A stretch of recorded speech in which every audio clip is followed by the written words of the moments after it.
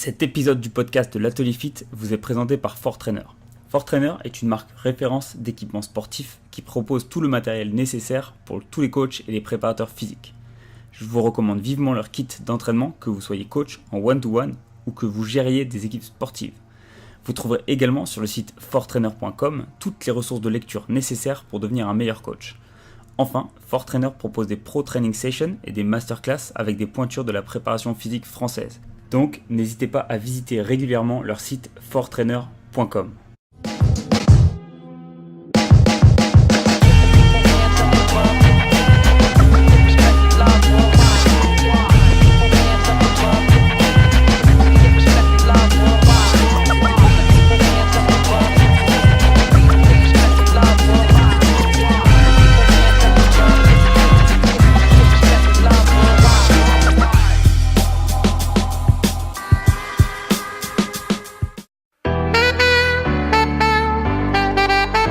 Bienvenue sur le podcast de l'Atelier Fit.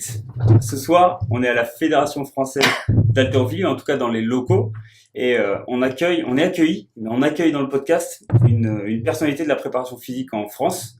Alors, j'ai nommé Aurélien Broussal-Derval. Donc, merci Aurélien d'être ici. Eh ben, merci à vous de m'inviter, et puis à moi de vous inviter. Enfin voilà, on s'entre-invite, c'est sympa. Voilà, un partout là-bas le centre. Ça fait toujours plaisir. Donc, je suis toujours avec Adrien, et c'est Darius qui est derrière la caméra. N'hésite pas à te faire coucou si tu as envie.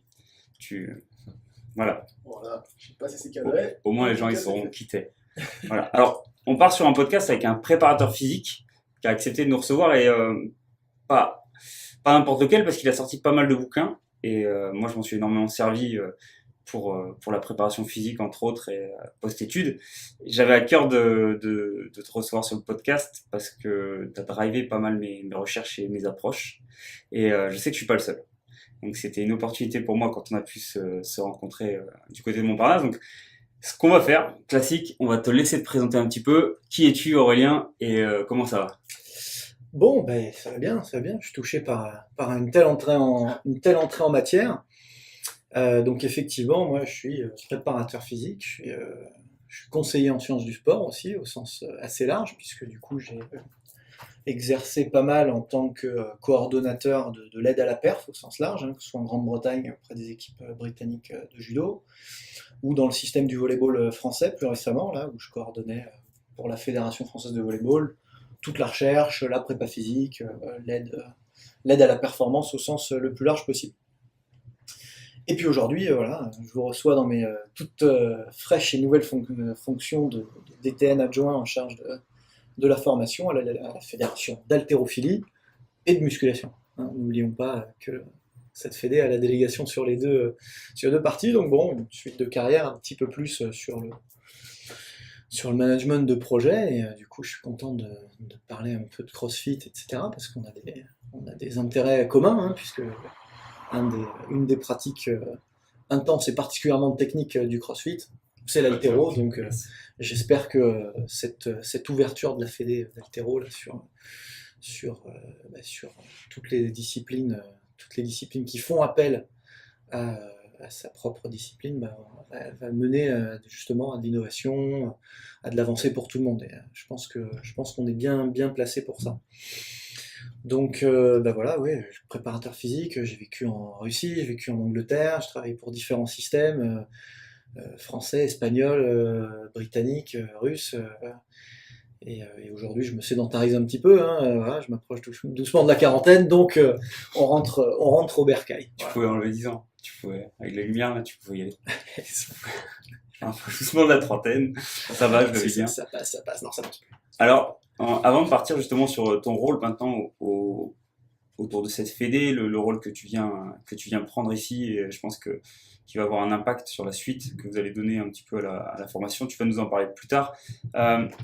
Le but c'était un peu aussi de parler de ton parcours, pour donner aussi idée à des gens un petit peu dans le même, qui ont un petit peu le même destin en vue que toi. Ça commence comment la carrière d'Aurélien Broussal-Derval ? Ça commence à deux endroits. Ça commence dans le tout début. Le tout début, ça commence dans une piscine en dog stabs. À l'époque, c'était des dogs. Ouais. Tu vois, les poils blancs, hein, eh ben, c'est ça, c'est parce que tu as passé un DUG. Et en Doc 2, tu es là, tu te dis, moi je peux pas être prof de PS, c'est pas possible, j'ai pas le profil, qu'est-ce que je vais faire de ma vie dans le sport? Et puis on est en train de nager, et puis j'ai un pote qui est toujours préparateur physique, pas mal dans le foot et dans le hand, que je salue, Laurent Rénal, hein. On te doit l'idée d'origine qui arrive et qui me dit, moi, je veux être préparateur physique. Alors à l'époque, le métier n'existe pas, hein. Il n'existe toujours pas. Il n'existe toujours pas, c'est pas faux. Et à l'époque, moi, il n'a même pas traversé mon esprit, si tu veux. Donc, évidemment, on se racontait qu'on serait très vite préparateur physique en Formule 1. Hein, c'était un peu l'idée. Et là, il m'explique un peu, il avait cherché un peu. Il fallait aller voir Michel Pradet, un des pères fondateurs de notre métier, athlète, inénarrable professeur, personnalité hors du commun, que je suis très content d'avoir côtoyé. Donc je suis allé à Montpellier suivre son enseignement. Malheureusement, il enseignait que quelques heures par-ci par-là, on vendait la plaquette sur lui, et puis en fait, le reste du master était complètement pourri, donc j'ai suivi le master de Lyon en même temps. Enfin bref. Du coup, voilà, la formation part de là. Et sur le terrain, concrètement, j'ai démarré donc par un stage de fin d'études au Real de Madrid, hein, où je ramassais les chasubles et les drapeaux. Mais tu ramassais les chasubles au Real de Madrid. Deux Galactics, de David Beckham et Zinedine Zidane. J'en connais qu'on fait ça au lycée Pimpon, c'est pas la même. Voilà, mais bon, c'était cette époque-là, donc stage de fin d'études là-bas. Et puis ma première expérience professionnelle avec un entraîneur de judo qui s'appelle Jen Bridge, qui est aujourd'hui conseiller technique sur toute l'Europe pour la Fédération européenne, qui est un grand coach qui a eu le courage à un moment donné de me donner le micro et de me confier des gens qui allaient se positionner très très vite sur des podiums nationaux puis internationaux avec un club féminin de très haut niveau dans lequel je suis resté 10 années.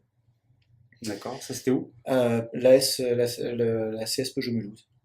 D'accord. Donc, qui était basé à Paris, hein, c'est évidemment un club virtuel en Alsace, hein, mais disons, les athlètes de haut niveau tiraient pour la ville de Mulhouse, Peugeot-Mulhouse. Et donc, c'était vraiment le pied à l'étrier qui m'a fait ensuite rencontrer des athlètes de très haut niveau, comme Augustin Bata en taekwondo, avec lequel j'ai eu la chance de collaborer sur la meilleure partie de sa carrière, où il passe de numéro 4 français à deuxième à la Coupe du Monde dans la saison où il commence à travailler avec moi. Donc on commence à sentir l'impact d'une préparation physique coordonnée, raisonnée sur du très haut niveau. Moi, dans le même temps, ça me fait une vitrine d'enfer, et puis de là, les pilotes, les golfeurs, les équipes internationales qui ont pu venir me chercher, etc. Et puis après on empile les couches, et puis on se fait un vrai CV, un vrai profil. Ouais, pour le coup c'est un beau CV. Question qui n'a rien à voir, tu parles le russe, l'espagnol et l'anglais? L'espagnol uniquement sur la torture, le russe une version du Daghestan un petit peu remanié, mélangé avec de l'anglais. Mais je suis quand même capable de diriger une séance en russe et j'en suis assez fier. Quand tu es parti en Russie, tu as pensé à tout ça? Tu t'es dit comment je fais là? J'ai des athlètes qui vont parler russe. Je me suis dit ça parce que quand je suis arrivé en Angleterre... Alors, en Angleterre, tu pars vers quelle année? Je pars en 2009. 2009, et c'est pour? Et c'est pour le judo. Ouais, ok, donc tu vas faire quoi là-bas? Je suis appelé par l'équipe britannique donc, qui se restructure de A à Z pour préparer les Jeux de Londres. Ok. Et donc je suis appelé par le head coach français qui monte une équipe internationale et qui voulait un préparateur physique qui ait une lecture précise de la discipline. Donc première expérience olympique en staff national pour moi. Première grosse expérience internationale parce que là voilà, je suis en responsabilité immergé en Grande-Bretagne, je vis en Grande-Bretagne, j'achète une maison en Grande-Bretagne, je m'installe en Grande-Bretagne, je deviens britannique. Et donc quand je suis arrivé là-bas, j'avais l'impression de parler super bien l'anglais. Et puis c'était sans compter l'accent londonien. Et puis sur place, entre les athlètes qui font aucun effort parce que les Anglais sont comme ça par rapport à leur langue, et le fait que quand même il y a tout un vocabulaire anatomique de coaching qui est ultra spécifique. Nous franco-français, on n'appelle pas un chat un chat. Par exemple, sachez que le footing n'existe pas.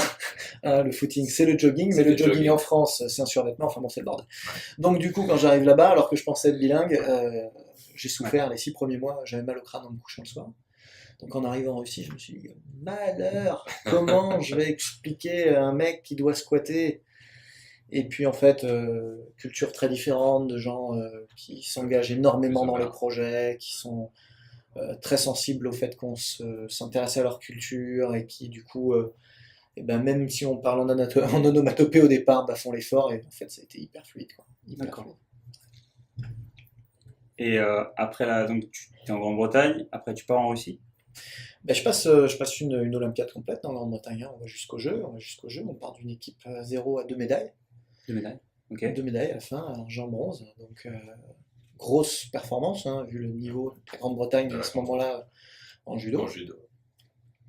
Et puis bah, voilà, on est sur un circuit, on se fait détecter. Donc je suis approché à ce moment-là par l'entraîneur des Russes, et le génial Ezio Gamba, un Italien qui a tout gagné dans tous les pays où il est passé et qui monte un projet fou en Russie pour la deuxième Olympiade de sa carrière là-bas. Il a éclaté tout le monde sur l'Olympiade de Londres et il veut recommencer avec en plus les Tu le femmes. connaissais déjà à cette époque-là?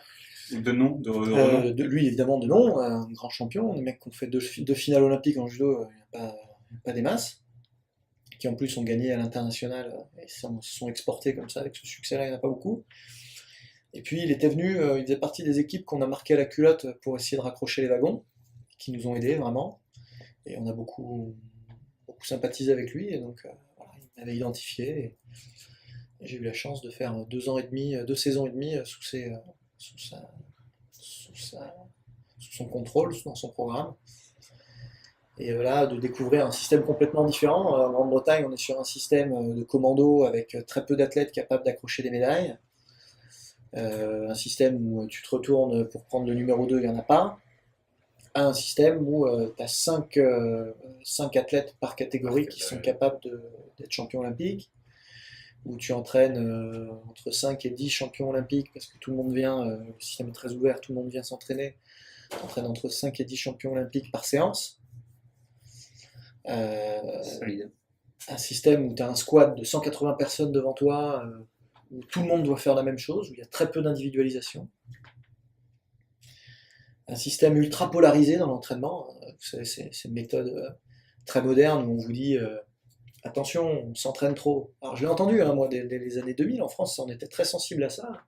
Attention, on s'entraîne trop, il faut diminuer, il faut augmenter l'intensité. Par contre, quand vous ne faites pas d'intensité, il faut vraiment que ce soit très très faible, il faut polariser. Alors ça, moi je l'ai entendu, j'ai compris, je le sais. Et ben n'empêche que pendant 2 ans et demi, je me réveillais le matin en me disant mais on n'en fait pas assez, putain, on n'en fait pas assez. On n'en fait pas assez. Et bim 4 ans plus tard, re 2 champions olympiques comme ça. Donc j'ai appris qu'on pouvait, pourvu qu'on ait le terreau idéal, la foi, parce que à la fin l'entraînement c'est plus la haute performance c'est plus un acte de foi irrationnel, magique presque, qu'un acte scientifique. Et ça j'en ai la preuve absolue. Et c'est effectivement gérer un programme d'entraînement le mieux possible pour que les mecs se blessent pas, que les mecs récupèrent le mieux possible, et gérer ce talent du haut de la pyramide. Et j'ai appris en Russie que moi aussi j'entraînais trop mes athlètes. Beaucoup trop. Donc 2 systèmes complètement différents. Les Russes t'ont fait cette remarque aussi? Ils m'ont pas faite, je m'en suis rendu compte tout seul comme un an. C'est-à-dire? C'est-à-dire j'arrive et puis on fait une séance d'une heure et demie de préparation physique le matin et de 50 minutes de combat l'après-midi. Et là tu te dis on va se donner rendez-vous le soir, hein. On va remettre une couche quoi. Non, ça arrête. Tu dis ça doit être une phase de décharge. C'est Et l'heure là, dit c'est l'autre. comme ça pendant 2 ans et demi. Pendant 2 ans et demi, tu t'entraînes entre Ce qui 2 et n'empêche 3 les fois perfs. moins qu'un Français et 4 à 5 fois moins qu'un Japonais. Et ça n'empêche pas les perfs. Et au contraire, manifestement, les mecs font les perfs. T'en as ressorti quoi de ça? Bah, j'en ressors qu'il y a plusieurs chemins. J'en ressors que les Japonais, à l'inverse, ils s'entraînent 6 heures par jour et ils font encore plus de médailles. Je me rappelle de cette théorie de Romain Barnier. Je sais pas si vous voyez qui c'est, le coach du cercle des nageurs de Marseille. Oula. Donc c'est lui qui est. Peut-être de visage. C'est lui qui a un barbu. C'est le mec bien les barbus. Le seul barbu de la nage que je connais, c'est l'entraîneur de Manodou. Donc Romain Barnier, Il est pas barbu. lui, il faisait une conférence et il a étudié tous les systèmes d'entraînement du monde en natation. D'accord. Et donc il montrait qu'il y avait exactement le même nombre de champions olympiques dans chaque groupe, entre ceux qui s'entraînent très peu, à très haute intensité, et beaucoup à intensité plus modérée. Et donc la conclusion, c'est que voilà, il faut peut-être trouver le système qui convient aux différentes personnes, mais qu'il y a plusieurs chemins pour gagner. Ce qui est certain, c'est que moi, j'avais pas conscience de la réalité de l'efficacité d'un entraînement beaucoup plus court et intense, quoi. Je pensais avoir compris, Ouais. au travers de mes circuits lactiques, de mes approches de la vitesse, je pensais avoir compris, mais j'étais loin du compte. J'étais loin du compte. Je pouvais encore intensifier beaucoup et diminuer le volume encore beaucoup. Donc j'ai appris une palette plus large que celle que j'utilisais jusque-là. D'accord. Et pour toi, il n'y a pas une vérité. En fait, on peut arriver à des performances par beaucoup d'entraînement à intensité Il y a modérée. plein de chemins. Il y a plein de chemins. Je crois que ce qui fait la différence véritablement, c'est la capacité à trouver le bon chemin pour la bonne personne. On le voit avec les profils force-vitesse récemment. Moi, je travaille beaucoup avec un chercheur qui s'appelle Jean-Benoît Morin. C'est pas le spécialisé de la vitesse. Il travaille pas sur la vitesse. Il n'avait pas fait des recherches sur le sprint, etc. De fait, oui, il a beaucoup travaillé sur le sprint avec un autre chercheur qui s'appelle Pierre Samosino. Et ces deux mecs-là, si tu veux, voilà, ils nous alertent en disant bon, on a des profils force-vitesse, ça on le savait. Ouais. Ce qu'on ne savait pas, c'est à quel point tout le monde faisait n'importe quoi pour les évaluer jusqu'à aujourd'hui. J'ai évalué 300 ou 400 volleyeurs sur des profils force-vitesse. Je peux vous dire que si on n'a pas une corrélation absolue de toutes les mesures et un alignement parfait de tous les sauts qu'on va mesurer, on peut faire dire n'importe quoi au profil.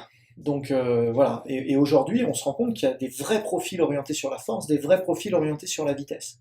Et que si on ne cherche pas à réorienter le profil correctement, on tire complètement à côté de la cible. Donc il faut trouver un chemin ultra individuel, ultra spécifique aux besoins du sportif qu'on va entraîner. Prenons un crossfitter qui cherche à améliorer ses relances de puissance, parce que c'est des vraies relances de puissance en crossfit. Voilà, à un moment donné, je suis au bout du truc, je suis à une lactatémie de folie, il y a la PMA qui me soutient, mais quand même, je vais avoir besoin de relancer des hauts niveaux de performance neuromusculaire. Bon. Et bien ce mec-là, de quoi il va avoir besoin? Est-ce qu'il va avoir besoin de relancer en vitesse, en endurance de vitesse, évidemment, on est dans l'endurance de tout, ou en force, en endurance de force. Mais si il se dit, il faut systématiquement prendre le problème par la force et soulever plus lourd, plus de fois la même charge, peut-être qu'il va stagner et se tromper, parce qu'en fait, ce qu'il lui fallait, c'est trouver un moyen de kicker en vitesse. Donc ça, c'est le premier point, c'est le point un peu rationnel. Et puis le point irrationnel, c'est que ce qu'il vous faut, comme ce qu'on attend d'un coach, d'un vrai coach, c'est le mec qui apporte la foi, c'est le porteur du feu sacré. Vous voyez ce que je veux dire? Le mec qui vous amène d'un point A au point B, qui pose son moule dessus. Et pas que d'ailleurs, il pose son moule, il pose ses couilles, il pose sa sueur, son énergie, et il te dit, viens avec moi. L'entraîneur, c'est celui qui amène avec lui. Viens avec moi, je t'amène du point A au point B. Et le point B, je te le dis parce que je l'ai déjà fait, je te le dis parce que je le sais, et je vais te le transmettre pour que toi, tu le saches. Et toi, tu vas savoir que le point B, c'est une médaille d'or. Et ce mec-là, par exemple, en judo, c'est Dio Gamba. C'est ce génial manager que j'ai connu en Russie, qui finalement, d'un point de vue méthodologie de l'entraînement, fait pas des trucs mirobolants. Je m'attendais à apprendre des techniques secrètes, des sciences. Non, il fait des trucs hyper simples. Hyper simples, un peu vieux, machin, mais hyper simples. Par contre, il le pose avec une telle foi, une telle détermination, une telle précision dans l'application de la charge. Il maîtrise tellement son truc, il est tellement sûr de sa technique, qu'à la fin, les mecs le suivent et sont convaincus qu'ils vont gagner. Et à partir de ce moment-là... Et là, il y a un truc magique qui se passe. Ça en découle. J'allais te parler de ça, j'allais te demander, est-ce que l'entraînement, c'est pas un peu culturel? La dose d'entraînement, c'est pas culturel? Si tu as été élevé dans une population où tu sais que pour réussir, il faut cravacher, voilà. Et justement, t'as des athlètes qui, justement, à contrario, te disent si je le fais pas, si j'en fais pas assez, je suis pas bien. Et d'un côté, là, t'as tout cet aspect psy où tu te dis, bah ouais, qu'est-ce qui est important? Qu'il le fasse et que ça lui serve à rien, mais qu'il se sente bien, ou que je lui interdise de le faire et qu'il se sente mal. Et là, ça devient toute une balance de connaissances avec les athlètes. Et C'est je intéressant de rebondis comparer. sur la culture parce que c'est passionnant. C'est vrai aussi sur les contenus d'entraînement. C'est-à-dire que on parlait tout à l'heure avant de commencer le podcast de Sopel Leopardnek, qui va sortir en langue française, donc le bouquin de Kelly Starrett. Et donc sans rentrer dans une quelconque polémique, on se pose toujours la question en tant qu'entraîneur, souple jusqu'à où? Mobile jusqu'où? Mhm. Mais d'ailleurs, c'est vrai aussi pour la force, fort jusqu'où. Et en fonction de notre culture et de notre sensibilité, la question est d'autant plus importante. Quand vous intervenez auprès de Russes qui s'étirent depuis qu'ils ont 4 ans comme des fous, qui se grattent l'oreille le matin avec leur pied droit, que vous allez voir des Japonais qui, pareil, depuis tout gamin, font que des exercices de mobilité, cul par terre, etc. D'ailleurs, ont des chiottes cul par terre. Enfin, tout est adapté dans leur univers pour que la flexion absolue soit ancrée dans leur code génétique. Bien évidemment, l'approche de la souplesse et, euh, et des limites de la souplesse n'est pas du tout la même que pour un jeune crossfitter français qui découvre le squat complet pour la première fois depuis, s'il a 24 ans, depuis 20 ans, parce qu'il a probablement perdu son squat complet autour de 3 ans et demi, 4 ans, exactement. Et moi je vois, ma fille, ça y est, elle commence à décoller les talons, ça y est, elle commence à se raidir, et parce qu'il n'y a rien dans notre culture qui fasse qu'on entretienne ça. Donc fatalement, on se pose toutes ces questions-là, et ça doit influencer les contenus d'entraînement. On pourrait aller plus loin dans les questions. On m'en a posé une très bonne dans le séminaire. On va pas reparler de lui, on l'a eu assez dans les podcasts. C'est Julien Pinault qui a dit, qui travaille beaucoup justement sur les systèmes, la compréhension du mouvement humain. Qui dit citez-moi un exemple où on crée de la force en partant les fesses plus bas que les genoux. Rien qu'on le squat complet, mais c'est une position de repos. Et on est tous pour le squat complet, on a tous eu cette énergie pour dire non, il faut aller en bas du squat, c'est important, ça tire le genou en arrière grâce à l'activation de l'ischio, c'est bien pour les forces de cisaillement. Et d'un côté, le con qui avait dit de faire du demi-squat là, est-ce que lui, il s'est pas posé la bonne question? Est-ce que dans la nature, on peut nous citer un exemple où l'homme engage ses fesses sous ses genoux pour créer de la puissance? Est-ce qu'on saute les fesses sous les genoux? Est-ce qu'on va jusque-là quand on veut créer une puissance en saut? Loin devant, loin au-dessus? Citez un exemple. Et pour l'instant, personne n'a trouvé l'exemple. Et tout ce qui est dogmatique est terrifiant. De toute façon, moi, en entraînement, si tu veux... Mais chaque entraînement doit rentrer dans un contexte. Et voilà, c'est le contexte de l'évolution, par exemple. Qu'est-ce qu'on cherche à faire? Qu'est-ce qu'on cherche à... Pour moi, la première des choses à faire quand on est entraîneur, c'est de garder cette humilité, parce qu'on n'est pas là on est là pour faire de la performance. Bon, moi je fais de la haute performance, je ne fais que de l'entraînement de haut niveau, donc je suis là que pour gagner des médailles d'or, par exemple. C'est ça mon métier.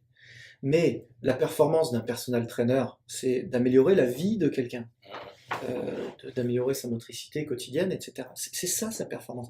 Et donc nous tous à notre niveau en tant que coach, on est là pour produire de la performance. On n'est pas là pour défendre une école, une franchise, un courant de pensée. On est là pour trouver le chemin qui va nous amener pour telle personne, dans tel contexte, à la performance.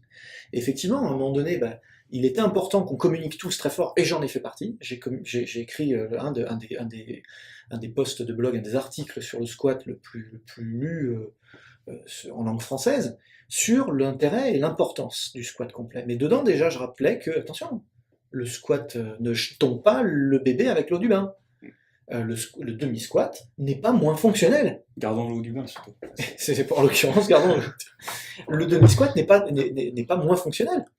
C'est un autre angle de travail pour un autre objectif. Effectivement, à un moment donné, quand tu entraînes des volleyeurs qui ne font que des quarts d'impulsion de squat en impulsion pour des sauts, ok, on leur met le cul par terre parce que, comme tout le monde, c'est important qu'ils puissent aller aux toilettes quand ils vont en Turquie, mais de manière spécifique.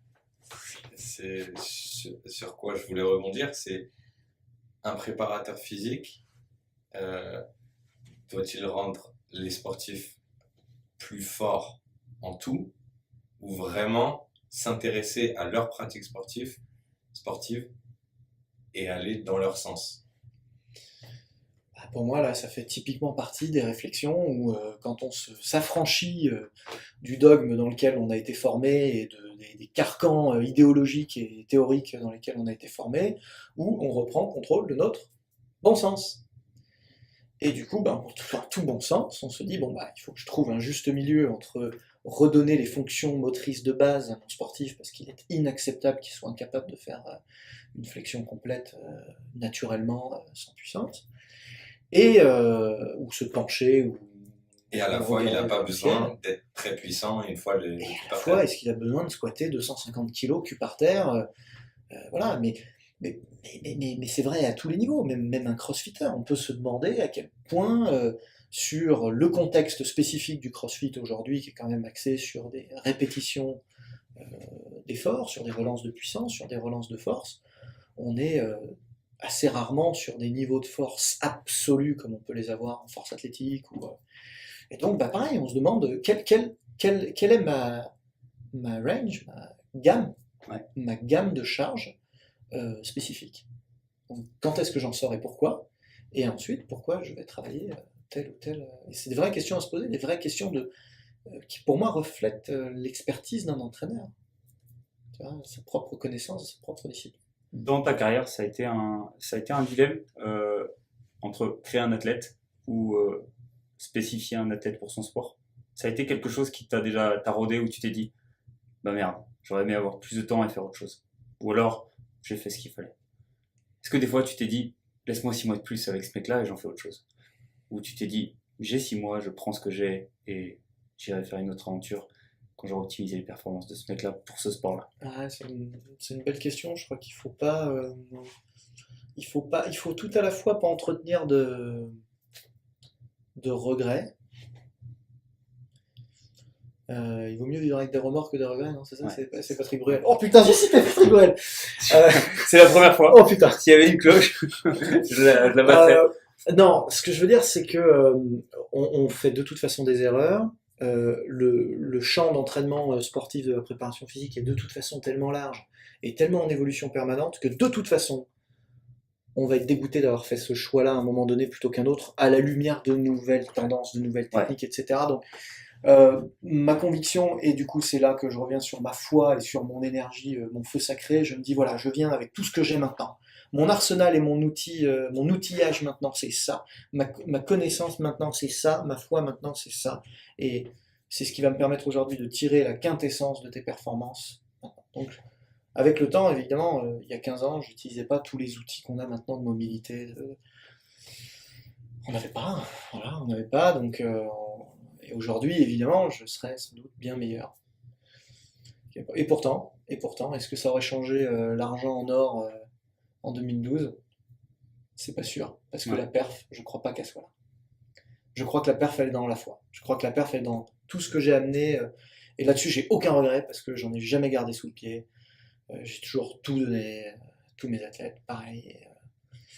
Donc, après, le deuxième sens de ta question, c'est...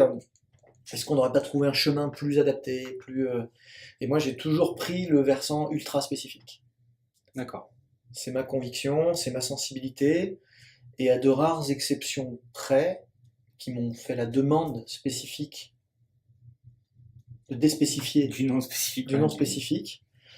À ces rares exceptions près là, j'ai toujours cherché moi ce qui est du kimono sur la salle de musculation, du tatami au milieu de la salle de musculation, des poids et haltères en haltérophilie quand j'étais préparateur physique de l'haltérophilie, du ballon en football quand j'y étais, du siège allongé et de l'instabilité au niveau du bassin quand je suis en course automobile. Je cherche toujours à prendre le problème par le bon bout de la raison. Ouais. Donc pour toi, le transfert, c'est le plus important dans ton boulot de préparateur physique? En même temps, c'est une nécessité théorique. Je suis incapable de te prouver qu'il existe. Je suis incapable de te dire qu'un mec qui squatte propre et fort, tout seul dans son coin, transfère pas plus vers ses sauts qu'un mec qui fait du contraste de charge en Est-ce gilet que lesté et en sauge. Est-ce que c'est nous, préparateurs physiques, qui sommes le plus à même de transférer, Ou est-ce que c'est le ou technicien? est-ce que c'est le technicien? Pour me prémunir du doute, comme j'ai jamais su répondre à cette question, j'ai toujours J'ai vu que essayé tu avais beaucoup travailler étudié, en tout avec cas, des entraîneurs. voilà. Et j'ai J'ai toujours beaucoup demandé étudié le sport dans lequel tu allais entraîner aussi. et je l'ai pratiqué. Et ça, justement, tu peux en détailler un peu, parce que le judo, c'est pas par hasard, tu viens du jujitsu. Même du judo, hein. Je suis Même judoka. judo là-bas. également. J'étais pas très bon judoka, mais j'étais judoka. J'étais au ventre mou de deuxième division, si tu veux. C'est honorable. C'est honorable, voilà. C'est respectable, mais c'est pas du très haut niveau. Mais je suis judoka à la base, D'accord. tout à la base. Je suis venu au jiu-jitsu brésilien, j'étais déjà ado. Ok. J'étais déjà Ah, ado, j'ai longtemps. commencé avec Rixen Gracie, premier stage qu'il a dû faire en France en 95. Ok, t'as aimé le personnage? Ah ouais, j'ai adoré le personnage. Ok. Grand champion. T'as gardé des contacts avec cet homme-là? Non, malheureusement, j'ai pas trop de contacts. Bon, il y a eu beaucoup de drames dans sa famille, à un moment donné, c'était compliqué. Du coup, on n'a pas gardé contact. Je sais que sa femme me suit sur son ex-femme, Kim Gracie, me suit sur Facebook de temps en temps. Elle like des trucs, je la vois passer. Je crois qu'il y a ses filles aussi de temps en temps qui mettent un petit like, un truc. Donc il y a des traces, mais non, j'ai pas contact. D'accord. Bon, tout ça pour dire que, voilà, effectivement, le judo, je l'ai pratiqué, le volleyball, on a tous fait un petit peu de volley. On a tous regardé Jeanne et Serge. Donc, On a tous on regardé sort. Jeanne on a tous chanté Serge, en- voilà, exactement. En mettant pas les bonnes On a paroles. tous essayé de déformer le ballon en tapant dedans, et lui faire prendre feu. Ça n'a jamais marché pour moi. Moi, non, il n'y a pas de talent. Hein. Moi, clairement, il n'y a pas de regret là-dessus. Il n'y avait pas de carrière à faire au volleyball. Voilà, l'haltéro forcément, la boxe forcément, le sport auto, c'est plus dur, mais ils m'ont quand même mis dans une monoplace de course à deux places, justement, T'as fait Pour me préparateur faire- physique dans la pour me faire sentir les trucs. En course automobile. course auto. Je suis sorti un peu jaune de l'expérience. Donc t'as préparé des Je cours. prépare toujours. Tu prépares toujours. Ouais, je m'occupe d'un pilote qui s'appelle Norman Nato, qui est un des meilleurs français en monoplace, en fait. Hein. Donc la voie d'accès à la Formule 1, c'est la Formule 2. Ok. Et donc c'est un jeune pilote en devenir. Et Super. ça représente combien d'heures d'entraînement un pilote? Et ben, figurez-vous que en préparation physique, le sport auto, c'est le kiff absolu. C'est le kiff absolu parce que c'est le seul sport que je connaisse où ils n'ont pas le droit de s'entraîner dans leur discipline, en dehors en l'occurrence des meetings de course, donc en dehors des compétitions, ils n'ont pas le droit de conduire. Ils ont le droit de conduire d'autres catégories, mais Ouais. pas la Formule 1, la Formule 2, pas ces véhicules-là. Donc du coup, il ne reste que la prépa physique. Donc c'est la seule discipline où tu as la main complète sur toute la charge de A à Z. Fantastique. Oui, t'as pas. Ok. C'est vrai, c'est pas mal. C'est passionnant. Pour comparer, parce que tu parles de la main sur un Bah, entraînement, pour donc je me doute comparer, que un entraîneur de le judo, le rugby, tu lui dis c'est un enfer. doucement, je les ai un peu pressés ce matin, et lui, il n'a pas toujours quelque chose à carrer, entre guillemets, il les récupère l'après-midi, il les lessive 2 fois plus, et Et le lendemain, Et le oui. lendemain, il y a une contracture par-ci, une contracture Et par-là. puis alors, va identifier une zone d'interférence physiologique ou une zone optimale de développement de la force ou du lactique par rapport à ce qui a été fait le matin. Même si l'entraîneur il cadre ces situations de jeu en rugby ou ces situations de combat en judo, en fonction de ce que les autres ont mis en face et de l'intensité du jour dans le jeu, ça peut être du tout au tout, quoi. On peut avoir des variations de 30 à 50% d'intensité et du coup c'est inévaluable. Alors dans le volet, on commence à avoir des outils et ça commence à être bien parce que on a des outils de mesure du nombre de sauts et de la hauteur de saut. Donc des tout petits capteurs qu'on met sur les shorts des joueurs et en sortant, on a un vrai indicateur de la charge pliométrique au moins qu'ils ont prise et c'est quand même l'essentiel de la charge en volleyball. Donc du coup, on arrive en volleyball et c'est ultra spécifique à mesurer un petit peu la charge intégrée. Parce que au volleyball, c'est le mouvement principal. C'est ce qu'ils font tout le temps. Mm. Il n'y a pas C'est le saut. d'autres gros C'est un efforts sport à part le neuromusculaire. saut. Exactement. C'est plus proche de l'haltérophilie à entraîner le volley Ouais. que du football ou du handball. Alors que c'est un sport quoi. mais c'est profondément neuromusculaire, avec effectivement des relances. Il y a 200 sauts par match à peu près. D'accord. Tu as parlé de zone d'interférence, donc maintenant qu'on en sait un peu plus sur ta carrière, ton début de carrière, la suite que tu as donnée à cette carrière, tu as parlé de zone d'interférence, et la zone d'interférence, c'est quelque chose que j'ai vu moi pour la première fois peut-être sur Internet en anglais, et la première fois que je l'ai vu en français, j'ai explosé le micro. C'était là-dessus, je crois. Ah, Et c'est le premier bouquin qui parlait de la zone d'interférence, Mm. qui posait la question de la zone d'interférence. Il y répondait pas, mais il le posait. Et ça, c'est la préparation physique moderne.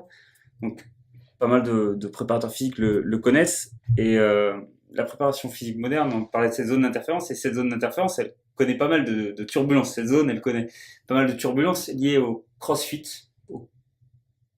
principalement, parce que c'est ce que tout le monde connaît, et après, ce que les gens pratiquent à côté, qui peut s'appeler le cross-training. Et toi, tu as sorti un livre qui s'appelle High Intensity Training. En français, ça donnait la méthode cross-training. Et je trouvais que c'était important que tu en parles, que tu viennes dire ce que tu avais fait, pourquoi tu l'avais sorti, ce magnifique bouquin illustré par Stéphane Gano, avec en photo toi et Kevin Sesmaker, c'est ça? Kevin Kessmaker, ouais, qui était un de mes athlètes en équipe de France d'haltéro quand j'étais préparateur physique là-bas. Bah, voilà, méthode cross-training, effectivement, on aurait pu tout aussi bien l'appeler l'art de l'entraînement à haute intensité.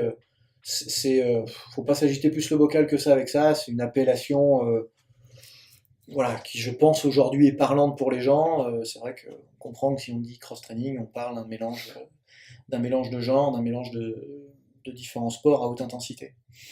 Bon, moi, le débat cross-training, crossfit, pour moi, il n'y a pas de débat parce qu'il n'y a que le crossfit, en fait. Pour moi, le débat n'existe pas. Le cross-training, pour moi, c'est quelque chose de beaucoup plus général, historiquement beaucoup plus ancien, qui consistait à mélanger des sports, à croiser des entraînements. Donc, on pouvait très bien faire une séance de cross-training, natation, tennis, je dis n'importe quoi. Ouais. Mais l'idée, le concept de base, c'était ça. C'était ça. D'ailleurs, les déclinaisons les plus connues du cross-training, pour moi, c'est plutôt le triathlon qu'autre chose. Mais le crossfit, d'une certaine manière, est aujourd'hui la version de cette approche mélangée, de cette sensibilité mélangée de l'entraînement, la plus normée, la plus organisée, la plus aboutie, au point que ce soit devenu un sport, voilà, un sport compétitif avec ses codes, avec ses règles, voilà. Donc, que le cross-training aujourd'hui revienne sur le dessus sur le devant de la scène avec une version copiée du CrossFit, c'est juste une opportunité marketing, voilà, ni plus ni moins. Ouais. Et donc, moi, j'appelle mon livre comme ça. Encore une fois, j'aurais pu l'appeler Entraînement à haute intensité. L'idée, c'est comment moi, d'ailleurs, j'ai aucune légitimité pour écrire un livre sur le CrossFit. Hein. Je suis pas crossfitter, je suis pas coach de CrossFit. J'en ai fait un peu comme ça parce que ça m'intéresse, puis parce que je trouve que c'est une belle discipline. Mais l'idée est absolument pas de créer un truc concurrent. Au contraire, c'est quelque chose de complémentaire qui, je pense, peut aider des gens qui débutent le CrossFit à découvrir par l'anatomie et par l'explication précise technique des mouvements, à constituer leur séance d'entraînement de manière peut-être un petit peu plus rationnelle, d'éviter des choses qui marchent moins bien et de favoriser des choses qui marchent mieux. Et puis aux gens qui font de la compétition, d'aller peut-être un peu au-delà en revenant sur un truc qui, en théorie, ne se fait pas en CrossFit, mais je ne pense pas que les compétiteurs réellement suivent ce dogme jusqu'au bout, en revenant sur quelque chose d'organisé.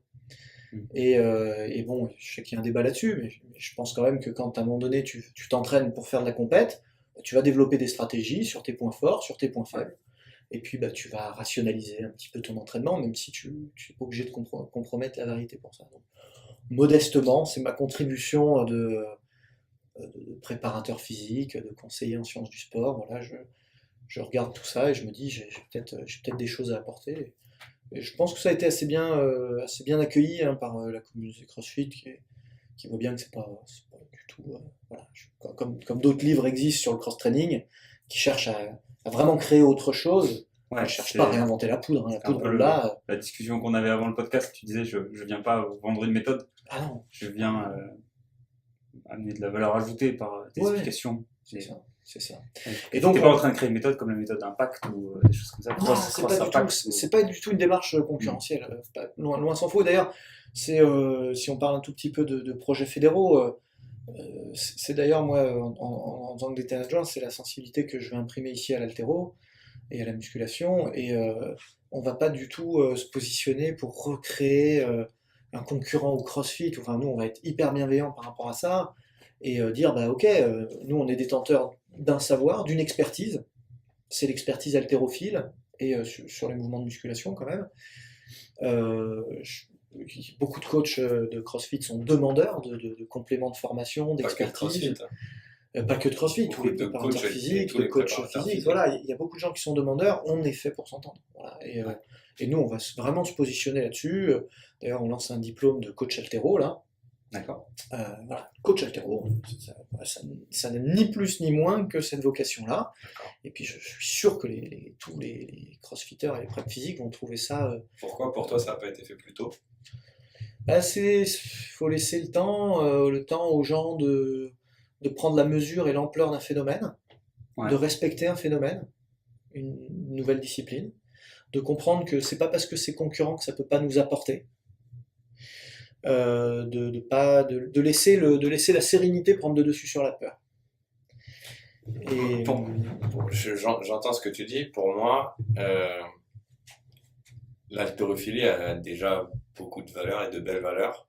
Et c'est quelque chose qui devrait être beaucoup plus enseigné et beaucoup plus, pas médiatisé, mais qu'on en parle beaucoup plus, qu'on entende beaucoup plus, qu'on en sache beaucoup plus sur l'haltérophilie.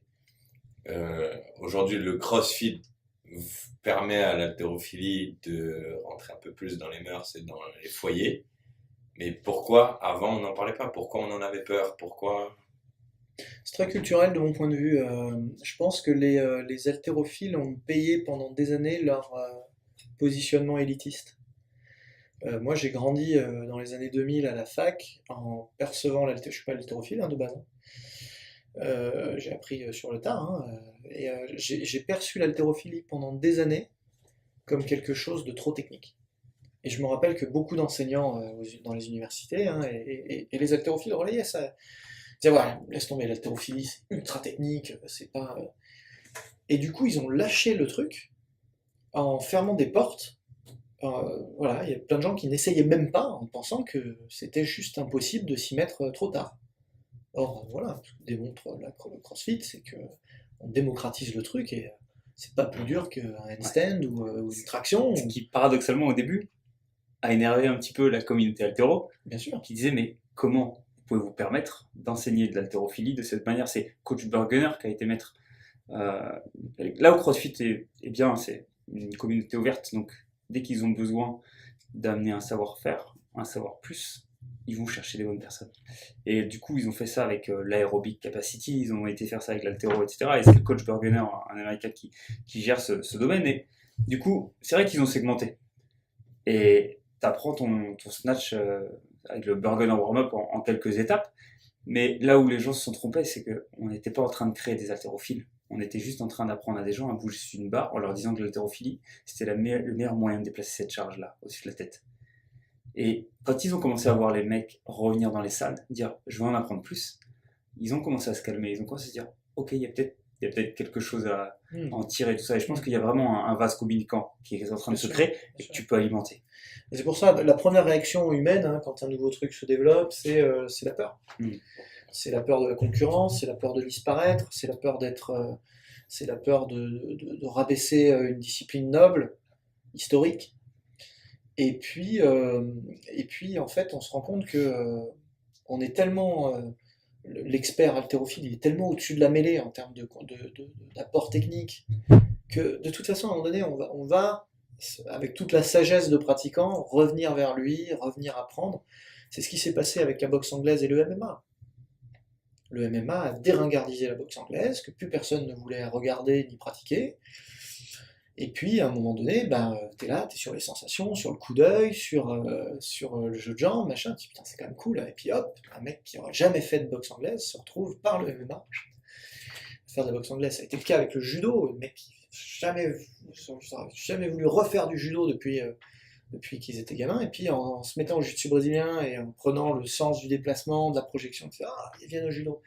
Et c'est ce qui est en train de se produire avec le crossfit et l'haltérophilie. Le crossfit est une bénédiction pour l'haltérophilie, et inversement, l'haltérophilie est le papa ou la maman qui va pouvoir venir enrichir, protéger, augmenter les performances sur ce paramètre-là. À contrario, et je me demande s'il n'y aura pas un effet de CrossFit va peut-être changer la manière de s'entraîner de certains haltérophiles.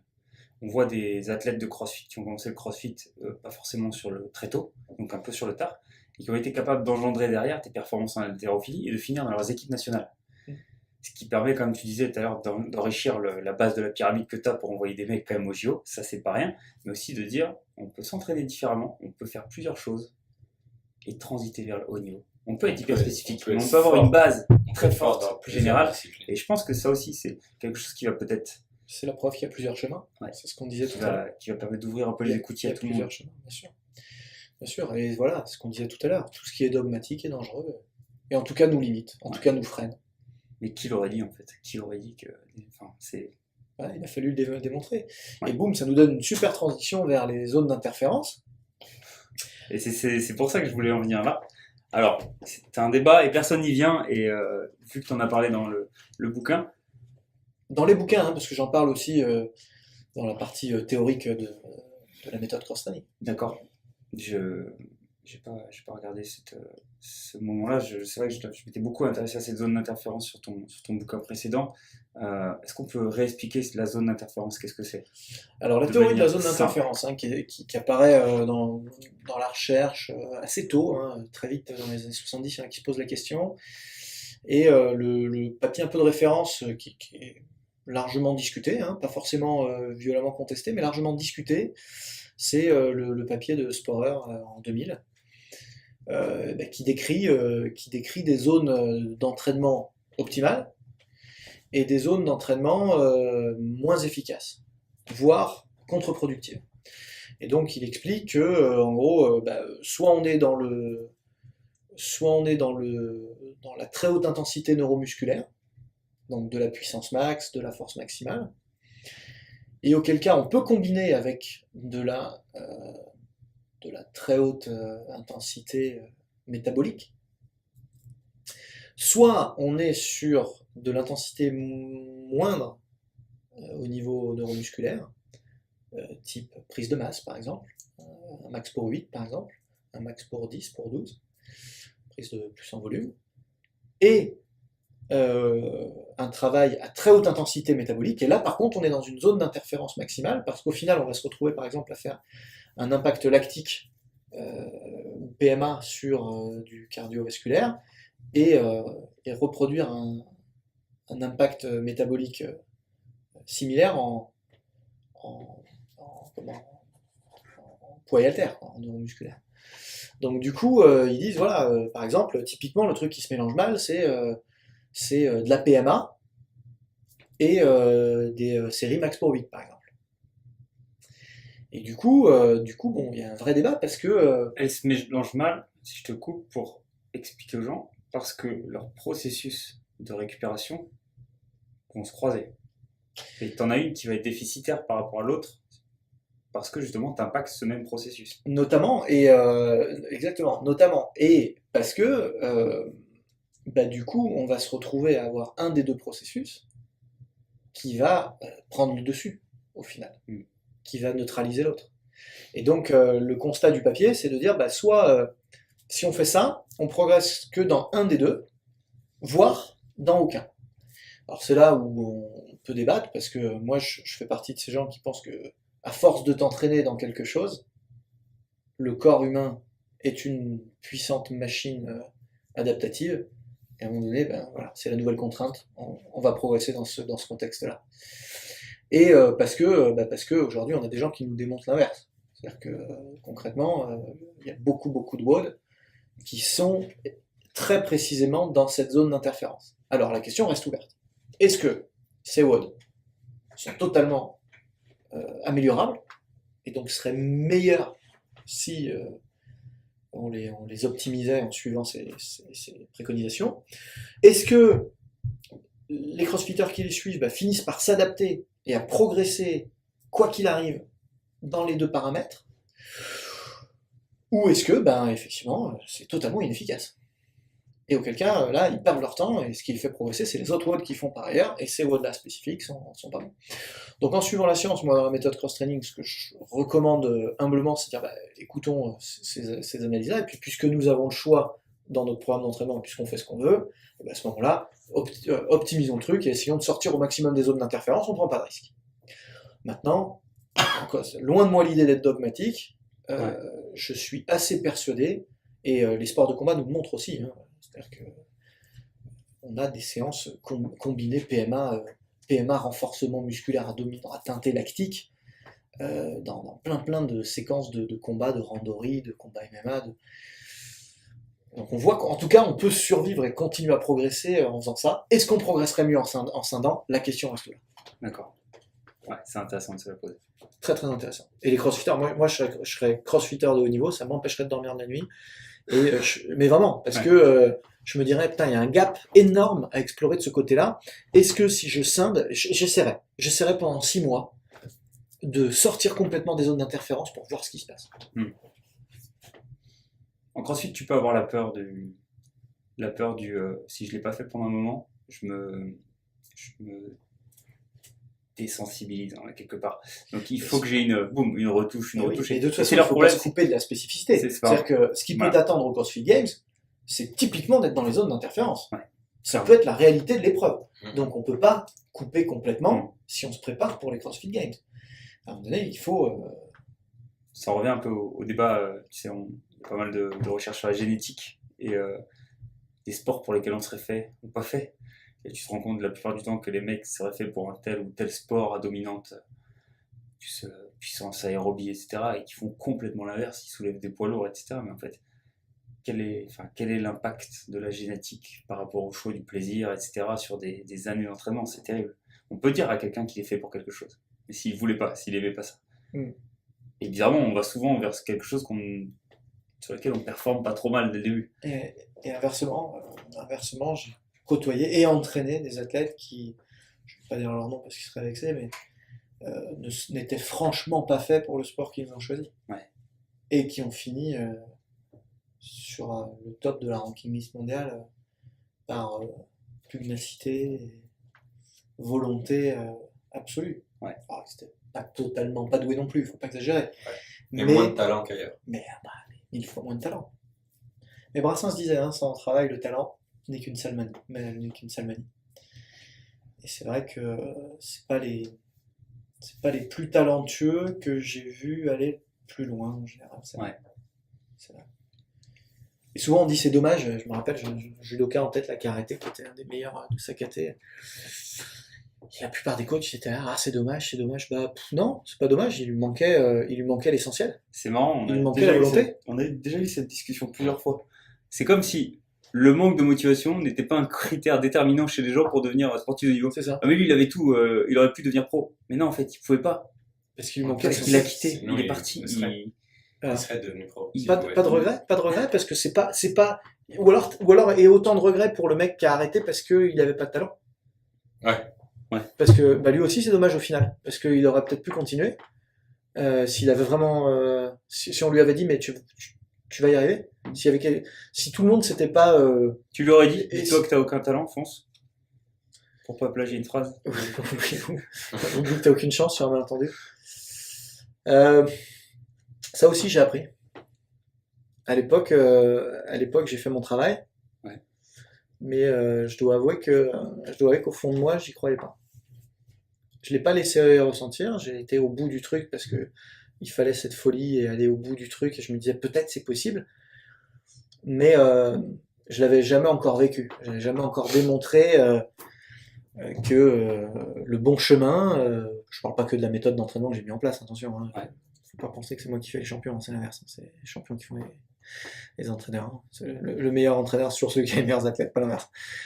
Mais en prenant le bon chemin, le bon parcours de compétition, le bon staff, la bonne énergie et le mec qui qui est persuadé, le mec est persuadé, il est persuadé qu'il va y arriver.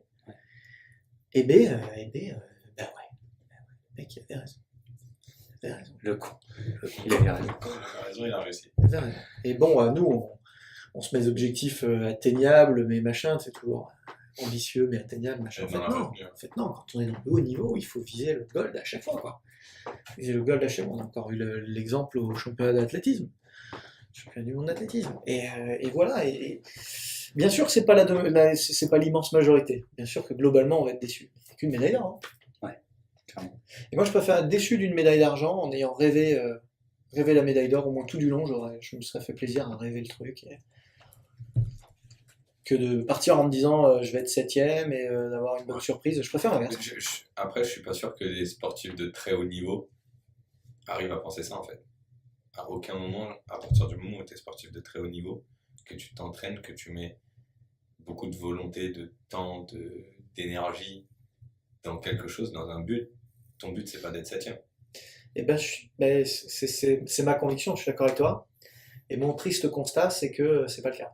J'ai l'impression, avant de te laisser finir là-dessus, qu'avec la popularité qu'on acquiert maintenant via des réseaux sociaux, le but étant moins de gagner que de se faire connaître parfois. C'est comme s'ils avaient déjà fait une croix sur l'excellence et que le bon parcours leur suffisait. Il y a beaucoup d'athlètes qui aiment l'idée d'eux, qui vivent dans l'idée d'eux. Il y a beaucoup d'athlètes qui sont persuadés de ne pas pouvoir gagner. J'ai failli aller travailler au tennis à un moment donné et j'ai eu une super discussion hyper intéressante avec Arnaud Di Pasquale, le DTN de l'époque, le plus jeune DTN de l'histoire de France.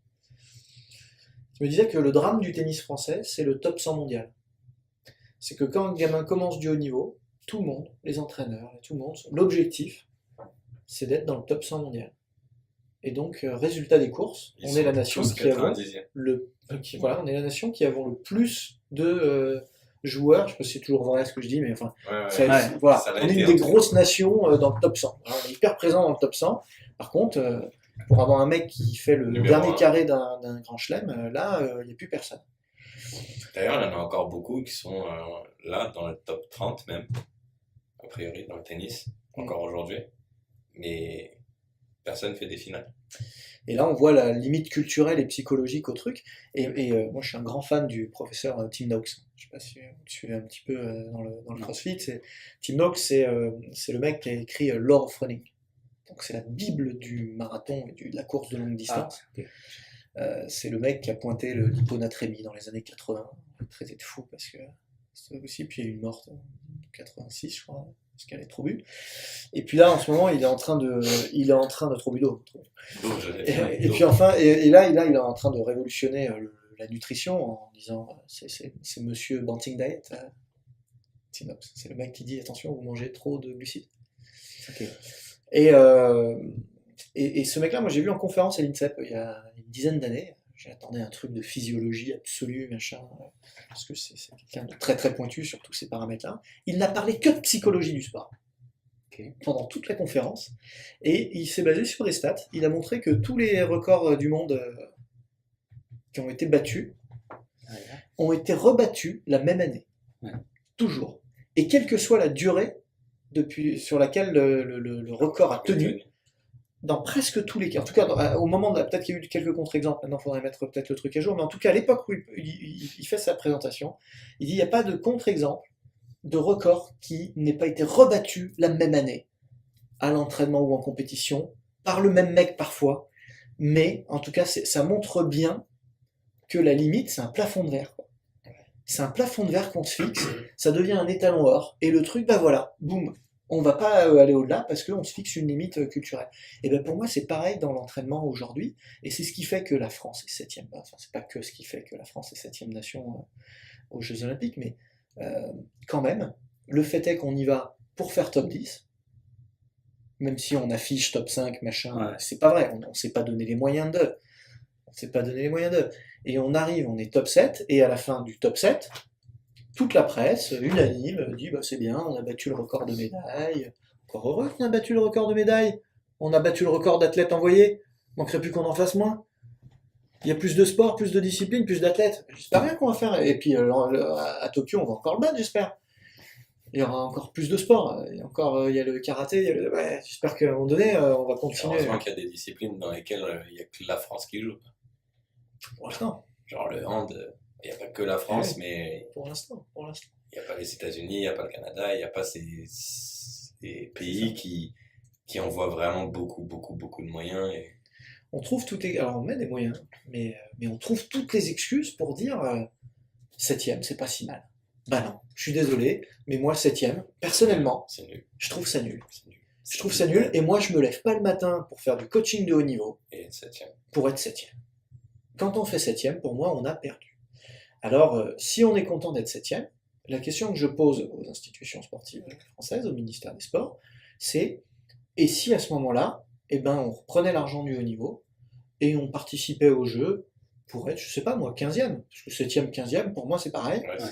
et au moins on reprend les sous, et puis à ce moment-là, ben, on ouvre des box de CrossFit gratuites partout, on fait en sorte que les gens ils fassent du sport partout en loisir, parce que c'est des millions d'euros qu'on brûle pour des médailles en chocolat. Et d'un côté, quand on Et- voit la vie des mecs qui partent au JO, on se dit, ouais, cet argent, il a servi à quoi? Parce que eux vivent c'est pas pas bien des stars avant, non ils plus. vivent pas bien après non plus s'ils gagnent pas. C'est pas, certes, Pas tous.